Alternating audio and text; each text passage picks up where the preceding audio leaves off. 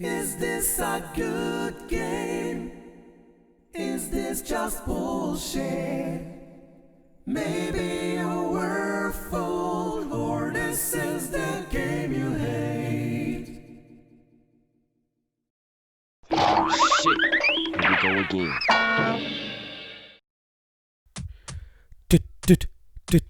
I can't tell if this is a heartbeat sound or the pattern of Moroccan folk music. Rise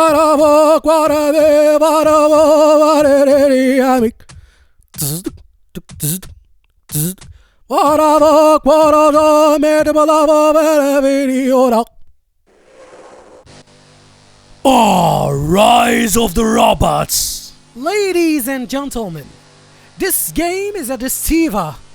This game is unholy. This game promotes itself as a good game, but in reality, it's nothing but a garbage. This game is made by a company called Mirage. So, technically speaking, the company's name represents the whole concept of this game, meaning that the company sells you nothing but illusion. You exchange money with a handful of sand. Back in the 90s, when you hear the notion of 3D, or when someone tells you it has a 16-bit 3D game, you get excited like a dog in a picnic. Even gaming developers were using the label 3D as a slogan to hypnotize your ass. So, going back to my story, I was really into arcade games, particularly fighting games such as Street Fighter, the King of Fighter, Killer Instinct, Mortal Kombat. By the way, can you hear this background music? It sounds somehow empty and boring, and oh my god, these samples. So back in the days, I was also impressed by good graphics. Yes, of course, good games should provide good gameplay experience, this goes without saying. But when we add good visuals, we make sure that this experience is enhanced. Beside that, I cannot stand ugliness. Yeah, I like it sexy. So relating this shitty game to my narrative, I recall the memory of a kid who used the slogan of 3D. Man, the game is already excited to expose its failure. Just relax, bitch. So that kid told me that he has a game that resembles the SNS game Killer Instinct, both in graphics and gameplay, which got me off guard, of course. So here in Morocco, we used to exchange cartridges like Mafia.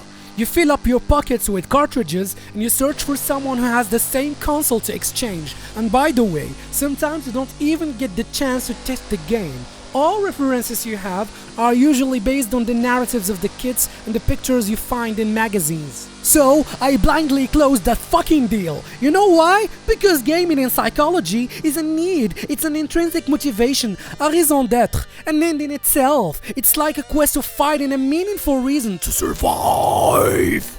So, I took that game and out of excitement, I was running back home like a maniac, having no idea of the misery that was waiting for me on pins and needles. After launching the game, we observed that the title resembles the design of Rareware logo, which is the responsible of Silicon Graphic games like Donkey Kong and Killer Instinct. Another thing to notice is that farting sound. It indicates the bulk of shit hidden in this game. Holy farts!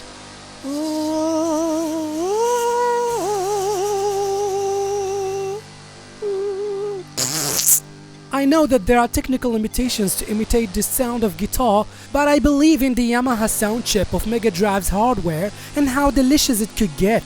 It's a powerful chip that can produce less farty sounds. All what it needs is some creative artists like the case of Yuzo Koshiro and his astonishing work on the Sound of Streets of Rage series.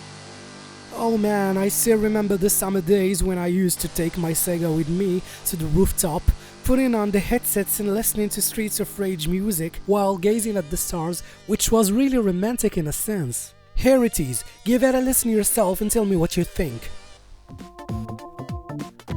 Oh, yeah.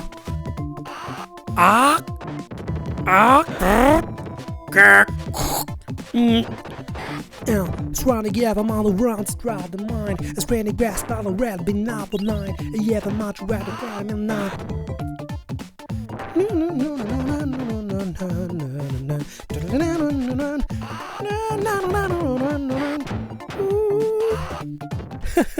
Seriously, the FX sound is funny. It sounds like hitting Robocop or maybe a door. It's like a blacksmith bending a piece of iron using his hammer. But generally speaking, the music in this game represents the creativity of artists back then, as well as their dedication of ensuring quality sound regardless of the hardware limitations, which is really impressive. Now let's go back to Cyborg Farts! So let's hit play. Okay, you find yourself surrounded by this 3D-like environment. I know, this may look dull and cheap to your beautiful eyes. It may look like a GIF image that your dog kept pissing on it till its colors are faded. But back then, we had games that looked like this. Sorry, I mean this. Therefore, such graphics look futuristic to us. I know deep down that good graphics do not necessarily make good games, but Mirage did their work perfectly. Man, the game is hardly breathing. There is so much lag going on. Oh yeah! This is my favorite part!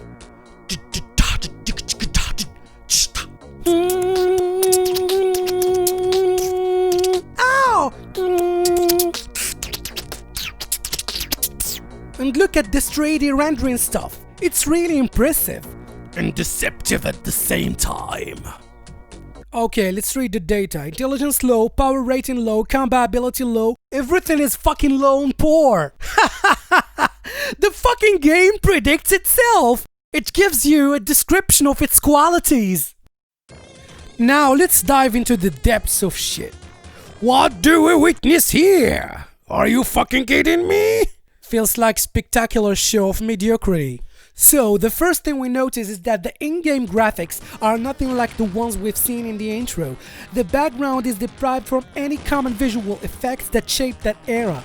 You have nothing but a still image, no parallax scrolling, no giving shit. The game doesn't even give you enough space to move around. It feels like you are being captivated in an asylum room. So what about the gameplay then? The controls feel primitive and slippery, the fighting mechanisms seem weird and handicapped, no special moves, and I'm already dead. What the odds? But wait a minute! I think we have another epic fail. A ridiculous flaw, which is the timer. Couldn't it get more faster? Yes, ladies and gentlemen, the timer issue corrupts the whole experience altogether.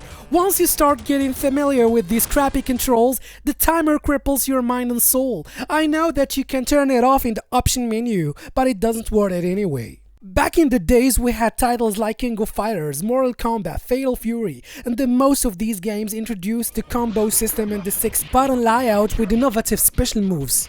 The Killer Instinct sequel went beyond by introducing the Ultra Combo, which was like the new scholarly jargon, a terminology used by kids to show off in front of their friends. But here, you have only two primitive attacks, punch and kick. The character design is also suspicious. Look at his head, it's shaped like an egg. And what about his body? He looks like a naked man who's having weird boner in the air. Let's correct this mess once and for all.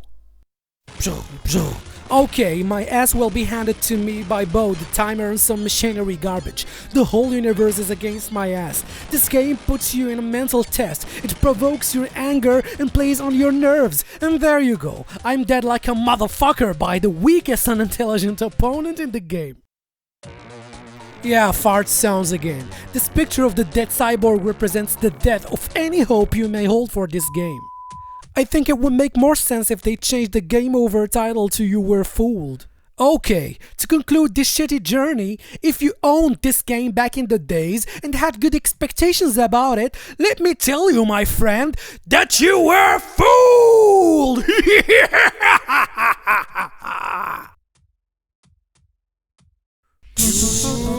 Coming up next, Mortal Kombat 3! Mortal Kombat! For the original Game Boy! Oh yeah!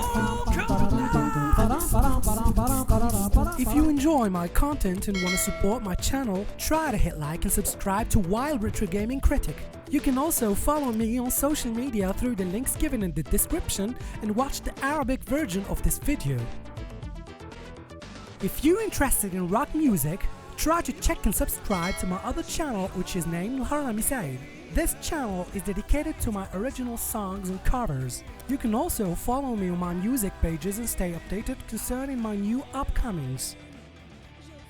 Catch you later!